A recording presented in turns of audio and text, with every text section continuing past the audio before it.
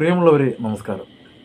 വീണ്ടും വീണ്ടും വിവാദങ്ങളുടെ മലയാള സിനിമയും സിനിമ സംഘടനകളായ അമ്മയും WCCയും കലുഷിതമായി കൊണ്ടിരിക്കുന്ന പുതിയ സംഭവ വികാസങ്ങളിലേക്ക്.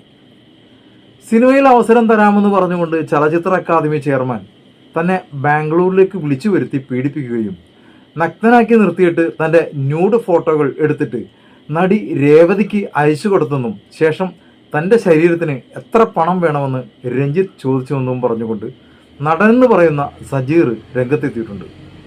എന്നാൽ ഫോട്ടോ അയച്ച കാര്യം രേവതി നിഷേധിക്കുന്നുമുണ്ട്. മറ്റൊന്ന്, 2022 രേവതിക്ക് നല്ല നടിക്കുള്ള അവാർഡ് കൊടുത്ത വിവാദവുമായി മറ്റൊരു പോസ്റ്റ് കണ്ടിരുന്നു. എന്തരോ ആവോ.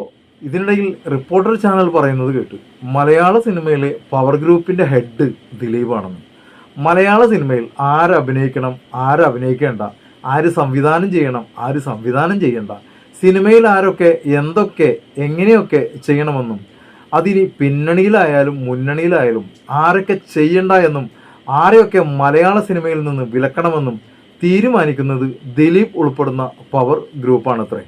ഇതിനിടയിൽ സുരേഷ് ഗോപി ഏതോ മീറ്റിംഗ് കഴിഞ്ഞ് ഇറങ്ങി വരുന്ന സമയത്ത് പത്രക്കാർ ചോദിച്ചപ്പോൾ പത്രക്കാരോട് എൻ്റെ വഴി തടയരുത് എന്നും പറഞ്ഞ് പ്രശ്നമുണ്ടാക്കി വഴി തടഞ്ഞു എന്നും പറഞ്ഞുകൊണ്ട് റിപ്പോർട്ടർ ചാനലടക്കം 3 ചാനലിനെതിരെ കേസും ഫയൽ ചെയ്തിട്ടുണ്ട്. എന്നാൽ ചോദ്യങ്ങൾ ഉന്നയിച്ച പത്രക്കാരെ സുരേഷ് ഗോപി പിടിച്ച് തള്ളിയെന്നും പറഞ്ഞുകൊണ്ട് മറ്റൊരു പരാതി പത്രക്കാരും കൊടുത്തിട്ടുണ്ട്. വാൽക്കഷണം ആഷിഖ് അബു ഫെഫ്കയിൽ നിന്നും രാജിവെച്ചിരിക്കുന്നു. നിങ്ങൾ ആദ്യമായിട്ടാണ് എൻ്റെ ഈ ചാനൽ കാണുന്നതെങ്കിൽ കഴിയുമെങ്കിൽ ഒന്ന് സബ്സ്ക്രൈബ് ചെയ്യുക, ബെല്ലൈക്കൺ ഇനാബിൾ ചെയ്യുക. അപ്പോൾ മറ്റൊരു സിനിമ വിശേഷവുമായി കാണും വരേക്കും എല്ലാവർക്കും നന്ദി, നമസ്കാരം.